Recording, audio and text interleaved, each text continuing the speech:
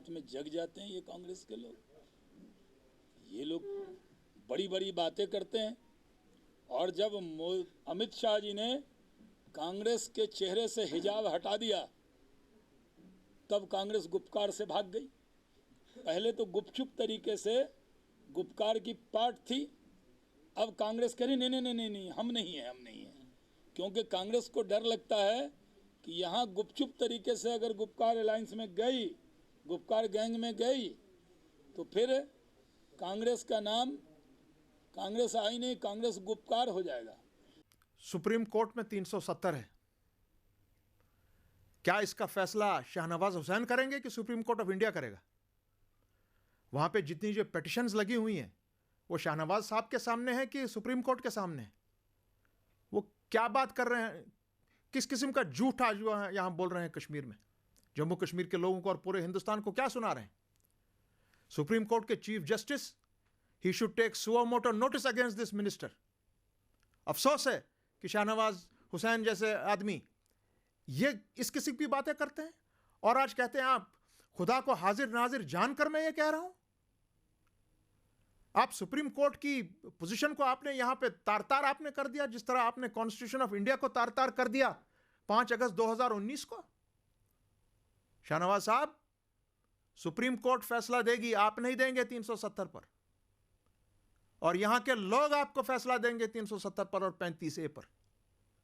370 और 35A न कभी मरा था, न मरा है, न कभी मरेगा।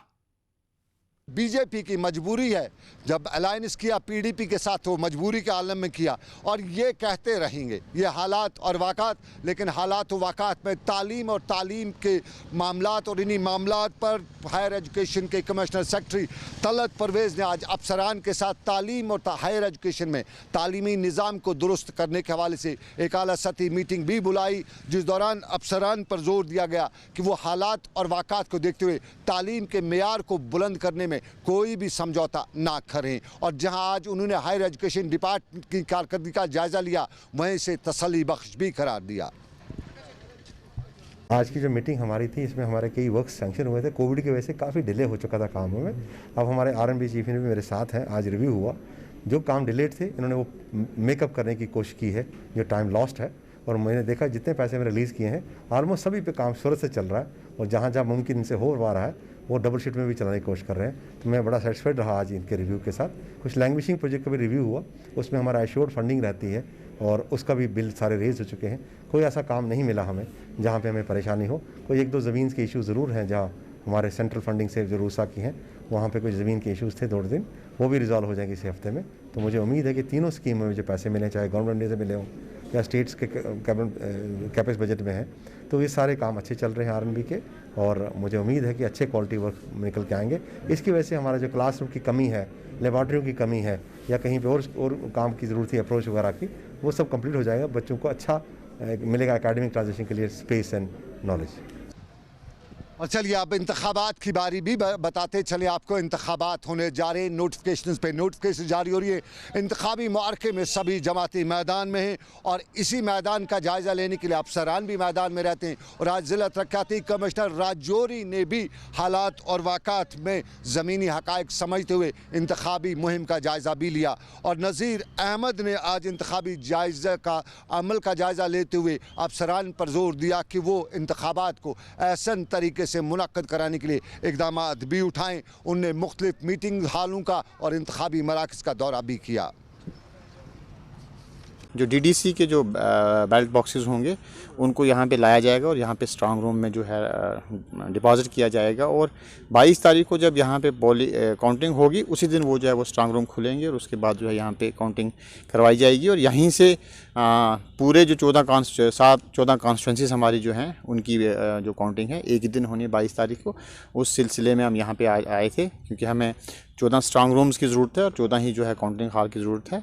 इसलिए हमने आज जो है डिग्री कॉलेज के जो यहाँ पे इंफ्रास्ट्रक्चर अवेलेबल है उसका जायज़ा लिया, और हमने नोट डाउन किया है। इसके बाद हम गुजर हॉस्टल में जा रहे हैं, वहाँ पे भी जो है जो इंफ्रास्ट्रक्चर अवेलेबल है उसका भी जायज़ा लेंगे और जायज़ा लेने के बाद शाम को डिसीजन लिया जाएगा कि कहाँ पे स्ट्रांग रूम्स कितने बनाने और कितने काउंटिंग हॉल्स बनाने हैं, क्योंकि डीडीसी की जो है काउंटिंग जो है 22 तारीख को एक ही दिन होनी है।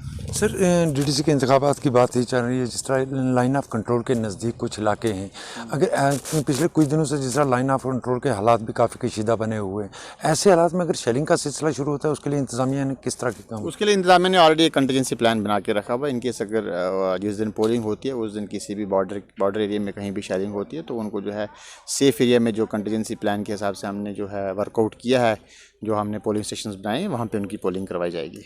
इंतखाबात का महाज और इंतखाबी महाज के साथ साथ महाज पानी का भी है। लगातार हम अरबाब इक़दार तक की बात पहुँचाते रहते हैं कि कश्मीर कुदरती वसाइल से भरा पड़ा है, पानी के कुदरती वसाइल बेतहाशा यहाँ पे, लेकिन उनको बरोएकार नहीं लाया जाता है। और हंदवाड़ा, परिनार, हथमूला के लोग भी यही बात कह रहे हैं और ये भी इल्ज़ाम लगा रहे हैं कि जल शक्ति महकमा पानी की फराहमी के हवाले से कोई मुस्बत कदम नहीं उठा सका है। और वहाँ के लोगों ने आज इंतज़ामिया और ख़ास तौर पे रियासती एलजी से अपील करते हुए बताया कि उनके इलाके को साफ़ पानी मुहैया कराया जाए।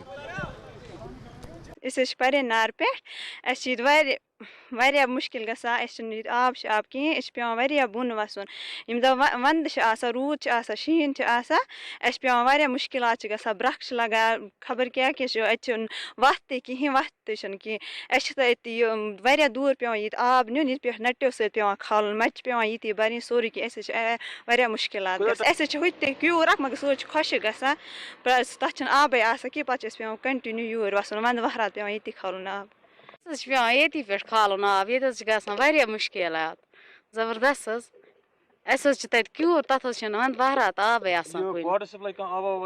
तत मगर आज तथ आबै कह वंदस गसान मुश्किलात जबरदस्त तथ आबै कहें वंदस। ये पानी का मामला शुमाली कश्मीर के हंदवाड़ा के हथमूला के इलाके में, लेकिन जनूबी कश्मीर में भी ऐसा ही कुछ है। और अंदरवन, गुजर बस्ती, कोकरनाग के लोग भी पीने के साफ पानी को लेकर परेशान हैं और इसी परेशानी के आलम में ये भी बता रहे हैं कि अगर अब सरकार ने कोई और आनाकानी की तो फिर मामला सड़कों तक पहुँचेगा।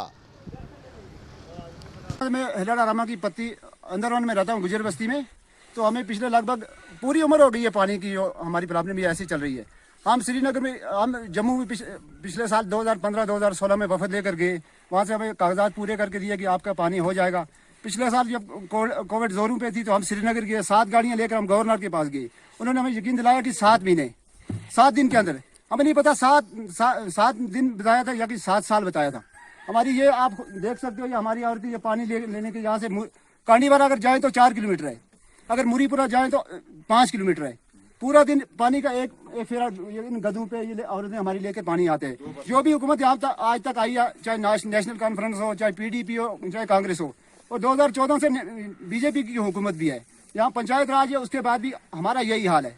हम खून के आंसू रो रहे हैं, हमारी दाद फरियाद कोई सुन रहा नहीं। क्या डिमांड रखते हैं डीसी साहब से?